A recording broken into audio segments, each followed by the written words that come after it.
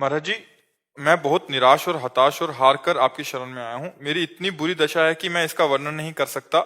मेरे मन ने मेरा जीना हराम कर रखा है। सब कुछ जानते हुए भी मैं गंदी क्रिया, गंदे दृश्य देखना छोड़ नहीं पा रहा। मेरी जो दुर्गति हो रही है वो मैं ही जानता हूँ। मैं सारा दिन घर में पड़ा रहता हूँ। डिप्रेशन की 6-7 वर्ष से दवा चल रही है। मैं किसी भी कार्य योग्य नहीं रहा हूँ। हे नाथ, मुझे बचा ले। मैं कोई भी कार्य अगर नियम मेरी से नहीं बात कर। मान जाओ तो सब ठीक हो जाएगा। तुम्हें कुछ नहीं छोड़ना।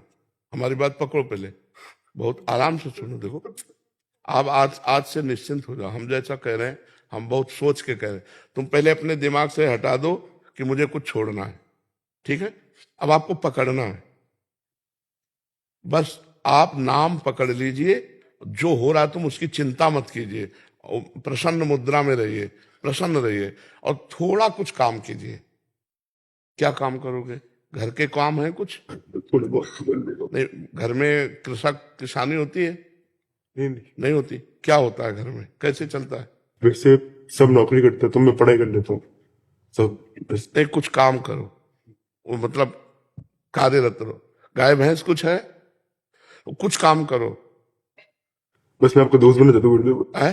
दोस्त बनना चाहता हूँ मैं आपका। हाँ, पहली बात तो यह कि तुम गलत हो, ये हटाओ दिमाग से। हम जो कह रहे हैं मानो इसे आज से दिमाग से हटा दो, क्योंकि ये सोच जो है ना, ये आपको गिराती चली जाएगी। आज हम आपको कह रहे हैं, हम आपका हाथ पकड़ रहे हैं, आप निश्चिंत रहो। आप पहली बात ये छोड़ो कि आप गलत हैं, ठीक है? दूसरी, आप कभी गलत हो ही नहीं सकते। आप भगवान के अंश है। ये अंतःकरण गलत है, ये मन गलत हो गया है, तो इसको दंड भोगने दो। तुम चिंता मत करो। पहली बात तो तुम भगवान के अविनाशी अंश हो, चेतन, अमल, सहज, सुख राशि। अमल का मतलब होता है निर्विकार। तुम्हें कभी कोई विकार आ ही नहीं सकता। तुमने क्या किया? अपने आप को भूलकर शरीर और मन को अपना मान लिया। इसी से सारी गलतियां हो रही। पर वो ज्ञान का विषय है, हम तुम्हें बिल्कुल साधारण बता रहे। पहली बात तो तुम सोचो मत कि हम विकारी हैं। जैसा सोचोगे वैसा बन जाओगे। देखो, पहुंच गए ना डिप्रेशन में, और आज से उठना शुरू हो जाएगा। हमारी बात मान लो। पहली बात तो ये कि तुम जैसा हम कहें वैसा करो। दूसरी बात, हमारी सामर्थ्य तुम्हें उठाएगी। हमारी सामर्थ्य जानते हो?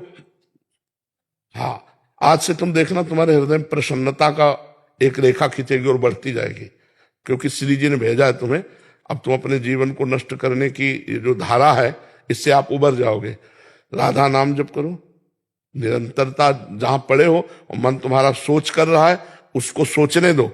तुम बार बार राधा राधा राधा, जो गलती हो रही होने दो। तुम बिल्कुल निश्चिंत हो जाओ। एक दिन वो बल आएगा कि सब छूट जाएगा। बहुत जल्दी वो समय आएगा, क्योंकि आपका प्रयास और श्री जी का बल ये आपको उठाएगा। आप इससे उठो, बिल्कुल निश्चिंत रहो। तुम कोई भी गलती का टेंशन मत लो। पहले टेंशन मुक्त हो, फिर प्रसन्नता तुम्हारी गलती पर चढ़ बैठेगी और गलती कभी नहीं होने लगेगी। धीरे धीरे ठीक हो जाओगे। एक गलती पर केवल असर करो, अपने दिमाग में लाओ कि तुम्हें ब्रह्मचर्य नहीं खंडित करना अभी। अगर वो रहेगा तो दिमागी स्तर हम तुम्हारा सुधार पाएंगे। गुरुदेव मैं हमेशा दिन गिनते रहता हूँ, मतलब बस आज नहीं किया, कल नहीं किया, पता नहीं मेरी स्थिति खराब है। छोड़ो, बस एक चीज केवल करना, हस्त क्रिया मत करना। बस एक चीज पकड़ लो तुम, हस्त क्रिया मत करो। वादा हमसे करो पक्का कर दी गुरुदेव। तो बस ठीक है। और राधा नाम जपो। और आज से हम तुम्हारा वादा करते हैं, तुम किसी भी तरह की चिंता मत करो। ये हम मतलब बिल्कुल हृदय से कह रहा हूं। तुम बिल्कुल चिंता मत करो। आज से देखोगे आप, महीना भर बाद फिर आना आप हमसे मिलना के दोस्त भाव से।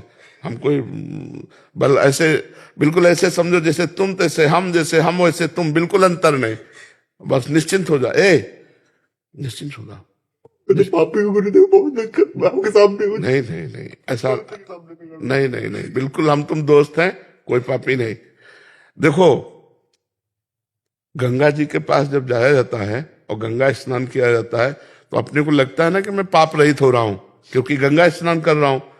तो गंगा जी ने भगीरथ से पूछा कि जब बहुत से पापी हमारा स्पर्श करेंगे तो मैं मलिन हो जाऊंगी, तो मेरे पाप कैसे नष्ट होंगे? तो उन्होंने कहा, साधवा समदर्शिना। जो प्रशांत मन साधु भगवान के चिंतन में लगे, वो जब चरण रखेंगे तो गंगा निष्पाप हो जाएंगी। और तुम धाम में बैठे हो और साधु संग कह रहे हो, अब पापी नहीं हो। यदि पापी होते तो मेरे सामने ना आते। जो पे दुष्ट हृदय सोई होई, मोरे सन्मुख आव की सोई। पापवंत कर सहज स्वभाव भजन मोर। अभी तुम्हारे ऊपर भगवान की विशेष कृपा है, तुम आज से डिप्रेशन रहित मान लो। अब मत मानना कि तुम डिप्रेशन में हो, तुमसे जो गलती हो उसको होने दो, बस रोक लो, हस्त क्रिया मत करना। हस्त क्रिया मतलब समझ गए ना, हस्त मैथुन मत करना, और नाम जप करो। और जो हो रहा है तुम बिल्कुल ऐसे समझो कि बाबा ने पूरा ठेका ले लिया, अब हमको कोई चिंता नहीं। आज से तुम देखना आपका परिवर्तन होगा। और पर कोई काम करो, 2-4 घंटे का काम करो, कोई भी काम करो, कोई ना कोई काम ढूंढो, जैसा मना हो, पर आप काम करो, आप घर में पड़े नहीं रहोगे। महाराज जी कहीं ऑफिस आदि में भी कर सकते हैं? कहीं भी काम करो, बैठे मत करो, मन को समय मत दो। ये बहुत बहुत दुष्ट है। या मतलब नए नए बच्चे ऐसे गलत आचरणों में फंसते जाते हैं। इसका कारण होता है बच्चा ब्रह्मचर्यहीनता, गलत आचरण, तो उससे मन पाप में होता जाता है और वही दंड देता है।